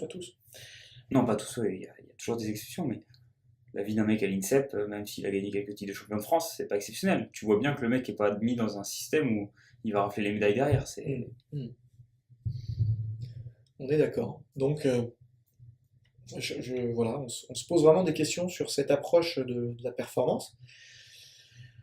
Et j'espère que 2024 va changer ça. D'ailleurs, il y a un journaliste, un ami à moi, là, qui est en train de travailler sur un bouquin passionnant, là, qui va s'appeler Paris 2024, gagner ou participer. Et il est en train Gros sujet. d'interviewer tous les acteurs du sport français pour questionner sans polémique, hein, de manière Ouais. très neutre et journalistique, le système français. Du sport en général. De la pyramide, du bas de la pyramide jusqu'au haut niveau. Qu'est-ce qu'on fait? Est-ce qu'on participe ou est-ce qu'on gagne? Pareil, on a attribué à Coubertin la maxime l'essentiel c'est de participer. Ouais. Je peux vous dire, pour avoir lu quelques travaux sur le bonhomme, pour entrer au professeur de sport, que jamais de la vie il aurait dit ça. Jamais de la vie. Et voilà. Une citation qui me vient de Coubertin, c'est le sport est le plaisir des forts et de ceux qui veulent le devenir. Donc d'emblée, ça exclut Le participer. le participer. Ça exclut les gonzesses aussi. Hein. Ouais. C'était pas un grand féministe. Donc c'était une autre époque aussi. Mais c'est pour dire que non, si on fait les jeux, je pense que c'est pour les gagner. Ouais. Je pense que c'est pour les gagner. Sinon, on tente pas les faire, on t'en fait entre eux. Et ça se défend d'ailleurs. Encore. Et ça se défend. Ouais, À l'heure où on est dans un univers toujours plus social, où on a des inégalités dans le monde de partout, où les gens crèvent la dalle à droite à gauche, on peut se demander l'intérêt de se battre aussi fort, d'engager autant. Enfin, des fois, moi, je me dis, mon métier à moi, l'utilité de mon métier, concrètement. Je me dis, et c'est pour ça que j'essaye d'écrire de plus en plus sur le mouvement, sur la santé, sur le bien-être, sur le sport santé. C'est pour ça que je reste accroché à toutes les formations que je fais, notamment auprès des pompiers. Parce que des fois, je me fais des petites crises d'angoisse, je me dis, putain, je sers à quoi? Concrètement. Je fais de l'entertainment, moi. Vous voyez? Et je me dis, merde, demain, il y a une apocalypse zombie, mon rôle à moi, c'est quoi? Vous voyez? Par rapport au cuistot, par rapport à l'enseignant, par rapport à l'historien, par rapport à la sage-femme, par rapport à... Vous voyez? Et je me dis, des fois, on se perd dans des trucs, on perd de vue que quand je vois ce que se mettent les mecs dans la tronche à haut niveau pour occuper la chaise du coach, pour devenir le préparateur physique en vogue dans les médias, je me dis, putain, mais on fait que du sport, quoi. C'est que ça. Ça a commencé à te venir quand, ce genre de pensée? Je Ou pense que t'as j'ai t'as commencé. toujours été Je un pense que humaniste? je pense que je suis un humaniste, mais je me suis pensé, j'ai commencé à penser comme ça beaucoup en Grande-Bretagne quand on a décapité toute l'équipe d'entraîneurs, à part moi. Moi, je me suis jamais fait virer. Moi. Je peux quand même avoir un capital sympathie qui me préserve. Mais 8 mois avant les Jeux, toute l'équipe de coach se fait décapiter pour qu'on file le poste de directeur de la performance à un mec, un copain du truc. Enfin, bref. Bon. Et puis bon, c'était une directrice de la perf jusque-là, donc ça faisait un peu chier tous les mecs. Bon, du coup, dès qu'il y a eu le championnat qu'on a raté, qu'il fallait pas rater, ils ont décapité tout le monde. Et là, je me suis dit, mais pourquoi, Pierre, avec une violence et des règlements de compte et des. Je me suis dit, putain, on fait que du judo, quoi. Ouais. Enfin, tu vois. Paradoxalement, tu peux te poser la question de à quoi tu sers. Enfin, dans un système comme le nôtre avec du sport de haut niveau, qui est finalement le relais pour amuser un peu le peuple, parfois, faut pas se mentir, quand on voit des compétitions, etc. Mais Du pain et des jeux. du pain et des jeux, et à côté, t'es un des seuls domaines qui peut toucher au développement profond d'une personne, c'est-à-dire que quand c'est repris par les coachs, c'est il y a 3 choses que tu peux régler dans ta vie, il y a 3 choses que tu peux réellement toucher du doigt, c'est la manière dont tu manges, la manière dont tu te préserves physiquement, comment tu te cultives physiquement, et la manière dont tu penses. 3 trucs sur lesquels on devrait pouvoir jouer sur notre propre corps, sur notre propre développement. Je m'entends, la manière dont tu manges, il faut de l'argent, etc. Mais c'est quand même un des 3 pans auxquels les gens devraient penser toute leur vie. Qu'est-ce que tu fais avec ton corps? Ouais. Et Ouais, on le perd. qu'est-ce que tu fais avec ton corps au sens Et- large? et- Parce que j'allais dire, il y a aussi la manière dont tu baises. Et ça, faut en parler. Ouais. Et ça, faut en parler. Mais non, je dis ça parce qu'on réfléchit à faire The Modern Art of Sex. Pas mal. Et D'accord. C'est ton idée, ça? c'est un gros. Non, c'est Gano. C'était le monde des doigts. Gano, Non, c'est le c'est- dessinateur. C'est ça, Steph Gano, c'est le dessinateur. Non, mais blague à part, c'est vrai que comment on fait pour être heureux, en fait? Comment on fait pour être bien et pour être heureux? La quête du bonheur, c'est une vraie. Et c'est là que le sport reprend du sens. C'est là que ne serait-ce que hormonalement, ne serait-ce que au niveau de l'accomplissement personnel. C'est-à-dire que à la question que je me pose, voilà, à quoi je sers à effectivement à ce qu'une poignée d'individus et ceux qui les suivent rentrent chez eux avec le sentiment du devoir accompli, avec ce besoin d'accomplir et de produire satisfait. Après, il y a des dérives. Quoi. Après, il y a des dérives parce que tu tombes dans l'instrumentalisation politique,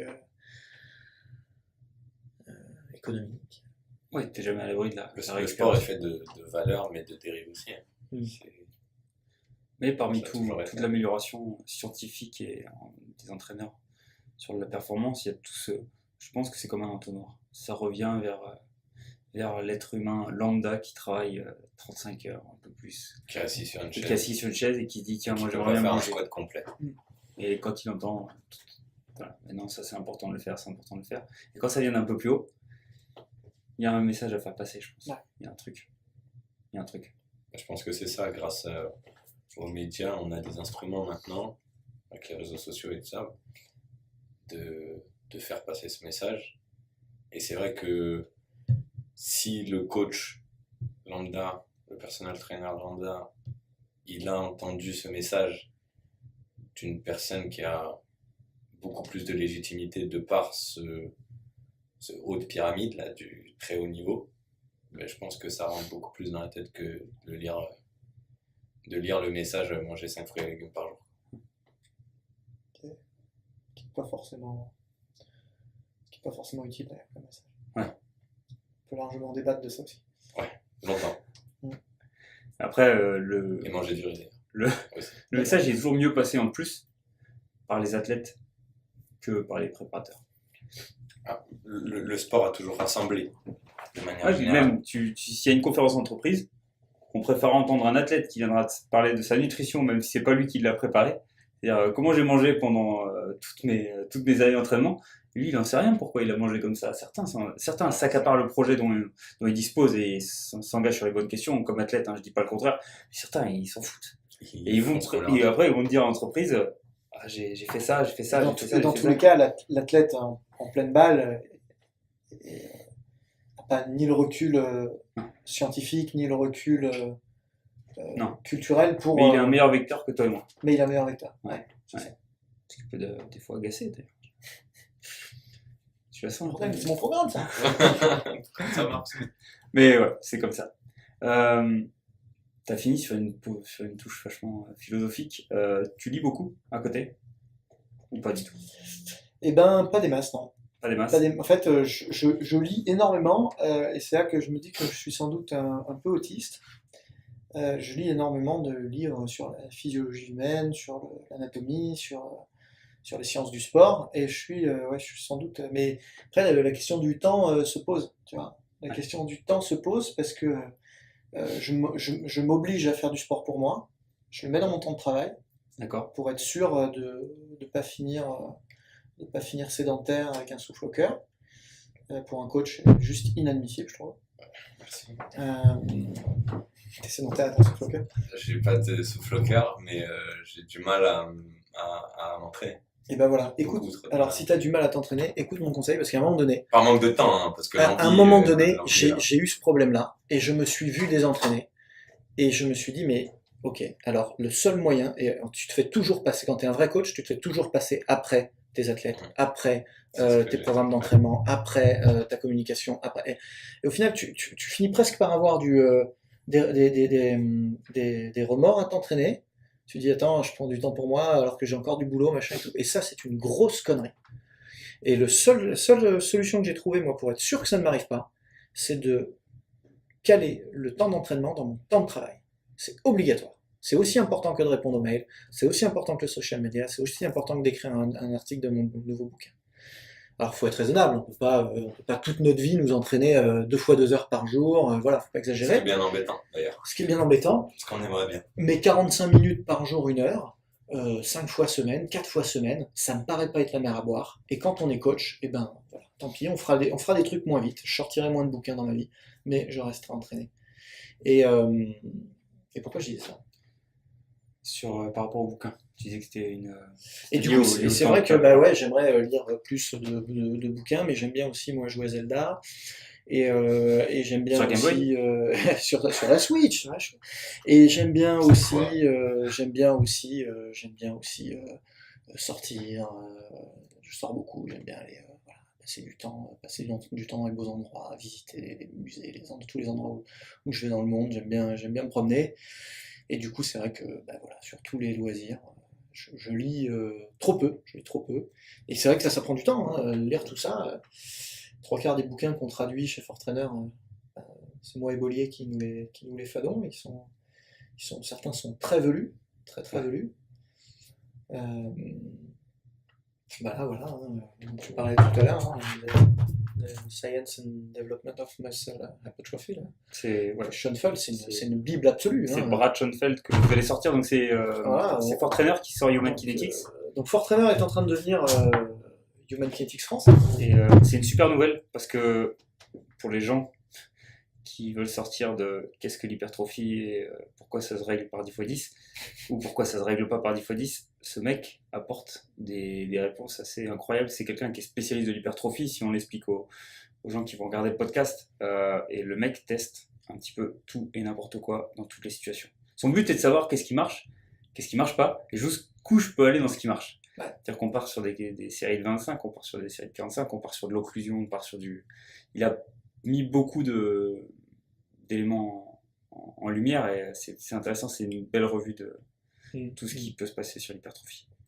Bah moi, depuis toujours, j'ai cette sensibilité sur l'hypertrophie pour plusieurs raisons. D'abord parce que il y a des coachs qui m'ont beaucoup apporté, comme Fred Monpeau. Voilà, j'ai grandi dans une salle où c'était lui le patron des lieux, donc sensibilité force athlétiste dans une première partie de carrière, puis culturiste, c'est là qu'il a fait toutes ses perfs. Dans le milieu de la prépa physique, on se moque beaucoup du culturisme. On en pense qu'on voudra, mais en tout cas, plus ou moins, mais en tout cas, ce sont les grands spécialistes de l'hypertrophie et de l'endurance de force, quoi.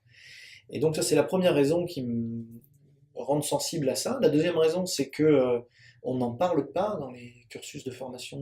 Dans les bouquins, on parle de la puissance, on parle de la force, mais l'hypertrophie fonctionnelle, Alors, pas. Putain, heureusement qu'on a Schoenfeld et Poléquin, quoi, parce que C'est Voire pas le peut-être plus le important. Brett Contreras. Contreras. Ouais. C'est pas le plus important dans tous les sports, mais il y a beaucoup de sports où le bodybuilding, on en parlait avec Keegan Smith. Keegan Smith, où le bodybuilding est très très très important. Et c'est pas le seul, hein, l'autre intervention, Pino aussi, qui parlait de la même chose. Pour moi, le CrossFit, c'est un des trucs les plus visibles. C'est que dans le CrossFit, on parle de gym, de cardio, d'haltéro, mais tous les athlètes de CrossFit de très haut niveau sont bodybuildés à souhait. Moi, de me faire passer un message à un type lambda qui rentre dans une salle de CrossFit et qui dit il dira jamais je veux être comme Rich Froning, mais son idée c'est peut-être celle-là, et qu'on lui dise t'inquiète pas, en faisant ça, ça deviendra comme ça. Non, on a besoin dans tous les sports, dans nos cursus de formation, de parler de bodybuilding et de muscle On bodybuilding. est d'accord. Puis après, il y a des problèmes aussi liés aux fiches métiers, c'est-à-dire que dès que tu as un problème lié au corps humain, on s'attaquera aux kinés on profitera de la présence des kinés dans les hôpitaux, les cliniques pour gérer ça. Donc tu as une gamme de possibles personal trainers de haute performance, des mecs avec des masters en physiologie qui savent entraîner les gens, qui auraient pu aider dans le développement lié à certaines maladies, liées à la perte de fonds musculaire. Si on avait ça, si on avait ce bagage-là en culturisme, si les mecs te disaient, parce que pourquoi un kiné c'est aussi intéressant? Parce qu'il connaît l'humain, il connaît la carte humaine. Si tu arrives à mettre ça chez les coachs, entre guillemets, ou même les masters en préparation physique, c'est-à-dire la connaissance de la carte humaine et comment tu bosses. Et si on arrivait à ce niveau-là de performance, tu pourrais accéder à d'autres métiers. J'en suis persuadé, à toutes ces maladies liées au système nerveux. Tu pourrais développer quelque chose. Plus encore, dans le système qu'on a nous aujourd'hui, qui est lié au CrossFit, l'entraînement fonctionnel, etc., il y a quelque chose dont les gens ne parlent jamais. Et c'est une discussion que j'avais avec Julien Pinault juste avant, c'est la sensation. Et Keegan l'avait soulevé aussi, c'est de dire, ok, il te manque un muscle, tu es déséquilibré, mais tu sais le travailler, tu le sens à la sensation.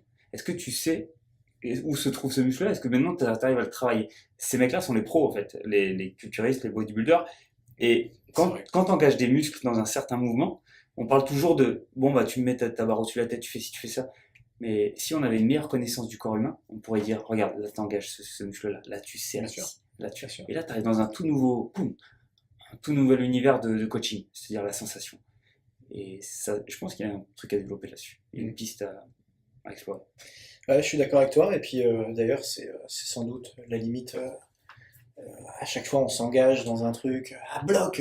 Dans les années 2000, on était à fond sur la proprioception, quoi. C'était c'était devenu l'école du cirque, quoi. La prep physique, les mecs squattaient sur les Swissballs et tout. C'était parti n'importe où. Et là, bon bah, les ricains y sont, nous on y rentre avec, ça y est, enfin les bouquins en langue française qui perfusent. On rentre à bloc dans le fonctionnel. Donc là, les séances de prep physique, c'est en train de devenir du yoga, quoi. Donc et les mecs, non, hein, et les mecs, si tu veux, voilà, si tu fais pas une fente machin en ouvrant de partout, tu fais pas du fonctionnel. À un moment donné, t'as envie de dire, bon, alors d'abord, excuse-moi, mais Il n'y a rien de fonctionnel dans ta fente. Comme dit Bollier, on en reparlera quand il faudra porter un sac de patates ou une caisse de champagne. Tu verras si ton biceps curl il est pas si fonctionnel que ça. Ça reste une chaîne musculaire, c'est la chaîne antérieure des bras. Deuxièmement, une chaîne musculaire, ça repose sur des maillons. Et à un moment donné, une chaîne n'est pas plus forte que le plus faible de ses maillons. Donc, si je veux à un moment donné rééquilibrer véritablement une chaîne qui dysfonctionne, la sensation et l'hypertrophie locale, ça me paraît complètement indispensable. Et moi, j'ai des élévations latérales, des biceps curls, des triceps poulies dans tous mes programmes depuis le début, et je les enlèverai pas parce que je pense qu'à un moment donné, tu es obligé d'aller localement sur les choses, sur la sensation, sur l'isolement. Bien sûr, si tu fais que ça, c'est absurde. J'allais rebondir là-dessus. Mais je pense que l'inverse est vrai aussi. Si tu fais que du fonctionnel, c'est absurde. Et paradoxalement, je comprends la définition du fonctionnel de Greg Glassman dans le CrossFit, il explique bien. D'un côté, si tu réfléchis au bodybuilding, le muscle est entraîné sur sa fonction à chaque fois. Donc, est-ce qu'il n'y a pas plus fonctionnel que le bodybuilding selon la définition? Tu peux pas faire plus fonctionnel que la fonction du muscle primaire. Et ces mecs-là cherchent à chaque fois la fonction primaire qui leur permet de bosser et d'isoler à fond ce muscle. Il y a quelque chose à en tirer. Faut arrêter de les prendre aussi pour des... C'est un peu comme... Mais ils ont un petit slip. C'est ça le problème. C'est peut-être un problème de positionnement. Attention, maintenant il y a des shorts de bain. C'est catégorie avec shorts de bain. Peut-être. Comment Mais c'est rentrer peut-être dans une discipline qui doit évoluer, se déringardiser, peut-être s'affranchir Elle est en train. de Peut-être l'ultra. qu'elle a besoin de toi aussi. Peut-être qu'elle t'attend. Elle t'attend.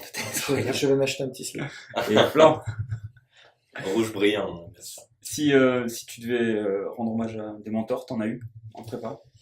Ouais, bon, j'en ai plein, bien sûr. Des gens qui t'ont vraiment impacté dans Bah, une personne qui m'a vraiment impacté et que je remercie dans chaque livre, c'est mon papa, hein, qui était lui un des tout premiers prep physiques dans le sport français. C'était un international de judo et à l'époque on appelait ça la culture physique.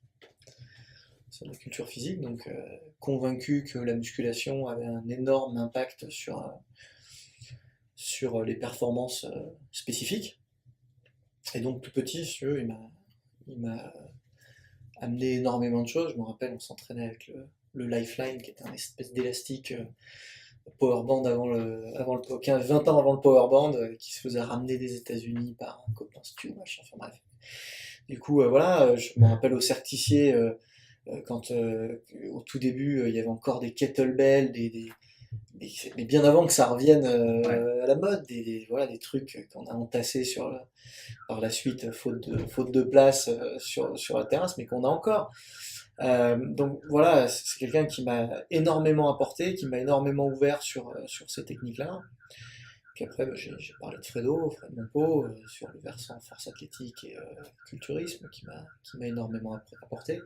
Après, c'est surtout des chercheurs que j'ai croisés qui m'ont vraiment fait passer des caps en termes de connaissances de sciences du sport, des Chris Oswirth, qui était le directeur de la recherche à l'INSEP, sur la nutrition et la récupération, c'est le top du top. Un très bon ami qui s'appelle Yann Lemeur, qui est un des plus gros diffuseurs de vulgarisation scientifique en sciences du sport. C'est les premiers mecs qui ont mélangé sciences du sport avec le terrain. Donc avec une grosse valence sciences du sport. Et du coup, moi, je me suis inspiré d'eux en essayant de faire l'inverse, en essayant de venir sur les sciences du sport avec mon terrain. Je suis avant tout un homme de terrain, je suis pas un scientifique, mais j'essaie quand même voilà, avec JB, on essaie de publier. Le JB, moi. Bon. Ok. Est-ce qu'il n'y a pas un outil que tu développes avec JB ou avec quelqu'un d'autre sur les jumps, sur les contre-jumps? C'est ce dont je parlais très brièvement tout à l'heure. Ça utilise une application qui s'appelle MyJump, qui est ni plus ni moins qu'une transposition des techniques de Samozino Morin pour déterminer le profil musculaire. Donc le profil musculaire, profil force-vitesse, hein, la puissance vient soit de la force, soit de la vitesse, soit les deux. Et depuis longtemps, on essaye de déterminer précisément le profil force-vitesse. Donc on a eu plein d'outils, on a eu Myotest, Ouais. Hein, vous connaissez Myotest. On a eu bon, la plateforme de force en labo évidemment. On a eu l'OptoJump. On a eu là plus récemment le Beast, qui sont des accéléromètres, petite bille de mercure. Hein, donc, voilà. Le Beast, le push qui se met au bracelet. On a la Rolls, hein, le GymAware. GymAware. Voilà, D'accord. Et l'autre, là, incroyable. Donc, je pense que c'est une appli. Et là, c'est une appli. C'est-à-dire que, en fait, là où ça rentre tout le monde, c'est que le GymAware, pour donner un ordre d'idée, ça vaut 2500 €, plus 300 € d'abonnement. Ça va. Technologie australienne. Facile. Donc, ils donnent des trucs d'enfer. Mais c'est juste, voilà, faut être réaliste à un moment donné. L'appli MyJump, voilà, même si on achète un iPhone pour aller avec, on est toujours. Au niveau du calibrage, c'est efficace. Et c'est à 2% près, aussi précis qu'une plateforme de force, c'est validé. Bon. Allez, Donc, hop, ciao. donc c'est 2% moins bien, si vous voulez. En termes de recherche pure, on va toujours utiliser la plateforme de force. Mais pour le terrain, pour l'entraînement, 2%, Donc, même s'il y avait 5%, on prendra quand même, quoi. Pour un préparateur physique qui officierait peut-être pas dans le plus haut niveau, mais à des bons niveaux, il prend son téléphone, il met l'appli, donc le paramètre est expliqué, il fait sauter les mecs en contre-saut, ça lui indique le profil de l'athlète, ou à partir de la performance, il va partir sur un entraînement spécifique. Exactement. En fait, il va suivre le protocole. Donc le protocole, c'est 5 sauts, enfin 15 sauts, hein, 5 sauts par charge. Donc avec une charge légère, une charge zéro, un bâton. C'est squat jump. Et on saute dès le départ. Ça, c'est vraiment important parce qu'il nous faut l'intention de vitesse maximale à chaque fois. C'est vraiment important. Parce que du coup, et là je parle à tous les collègues qui font du myotest, du gym-aware depuis le début et qui ne font pas sauter leurs athlètes. C'est une discussion et un constat qu'on partageait avec un grand préparateur physique qui s'appelle Jean Sangès, qui est au pôle de Boulouris et qui utilise depuis la nuit des temps des plateformes de force.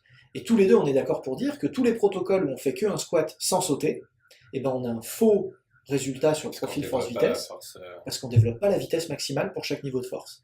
Et en fait, quand on ne saute pas sur un squat, eh ben toute la deuxième partie du mouvement, on la passe à freiner, pour pas décoller. Et du coup, toutes les charges légères, autant sur du lourd, ça va, puisqu'on n'a pas vocation à décoller, autant sur du très léger, on n'arrive jamais à avoir la vraie mesure de puissance. Et donc, on sous-évalue la vitesse depuis la nuit des temps. Et c'est pour ça qu'avec ce protocole-là, nous, ce qu'on propose, c'est de sauter dès le départ. Quitte à aller moins haut avec la charge, mais c'est pas grave, puisque en prenant un beau coefficient de corrélation, un bon alignement des points sur la courbe, nous on dit en dessous de 0,96, on n'est pas invité. Okay. Donc c'est pareil, j'ai repris moi mes profils que je faisais il y a 15 ans. 0,96, je l'ai 2 ou 3 fois, quoi. Tout le reste du temps, j'ai des points à droite, à gauche, machin et tout, au final, un truc qui voulait rien dire. Alors, juste avant que ça coupe, parce que Norman me parle de la batterie, c'est quoi l'avenir, les sorties qui arrivent bientôt, un livre sur la mobilité? Mes sorties à moi? Ouais. Eh ben, effectivement, alors là... Non, on parle pas de tes sorties, tu vas te faire agresser, ils vont venir en ville, ils vont vouloir te voir. Ne Par dis des pas bières où tu avec sors, mais par contre, les sorties du bouquin. Donc, sur les bouquins, activité très dense, là, Ouais. puisque j'ai la réédition de la préparation physique judo qui va sortir, Super. avec une quarantaine de pages inédites, des belles photos, on a tout remis à jour, j'ai plus mes cheveux longs et mon catogan, tout ça c'était avant. Donc, Ouais, je n'osais pas te le dire, mais c'était pas, hein, d'ailleurs, j'ai pris cher. La phrase c'était mieux avant n'existe pas dans ce cas-là. Et la mobilité, Ouais. c'est le prochain bouquin qui sort avec le judo. Non, il y a la prépa physique des jeunes. La prépa physique des jeunes. Ouais, Super, ça. que j'ai écrit avec mon collègue de la Fédé de volleyball. Donc c'est un projet quand même orienté sport-co, mais on l'a voulu le plus général possible pour pas que ce soit que basé là-dessus. Donc c'est vraiment qu'est-ce qu'on peut faire avec des jeunes, dans quel ordre, un vrai plan de développement à long terme sur la plio, quel moment on peut en faire, à quelle intensité, etc. Le tout largement justifié comme d'habitude. Et puis, une fois qu'on aura eu sorti tout ça, on va laisser vivre un peu ce Paul Léopard pour que les gens s'imprègnent de ces nouvelles approches d'automassage très abouties, discutables ou pas, mais voilà, que les gens découvrent tout ça. Pour ceux qui lisent pas l'anglais. Et ensuite, moi j'ai des propositions à faire sur les automassages, mais pas que, sur la mobilité en général. Et donc ce sera le tome 2 en fait de l'art moderne de l'entraînement à haute intensité, puisque c'est le titre américain. Le tome 2 sera The Modern Art of Mobility. Parfait. Ok, bah écoute, nous on va te remercier d'être venu sur le podcast et on va C'est se remercier d'être venu Merci, aussi. merci, et c'est Ça aurait été super un cool. plaisir. J'espère qu'on en fera d'autres. Ouais, j'espère En aussi, plus, on on a est eu bien le- ici à la Fédé. Hein. On est très bien, On est on bien, viendra avec c'est plaisir. sympa. On a été bien sur Work. On fera des petits débats comme ça quand vous voulez, c'est avec plaisir. Ça roule, merci beaucoup pour ces mines d'informations, c'était top. Et merci à toi, bonne continuation avec la Fédé et à bientôt. Génial, on va manger. Ciao. Allez.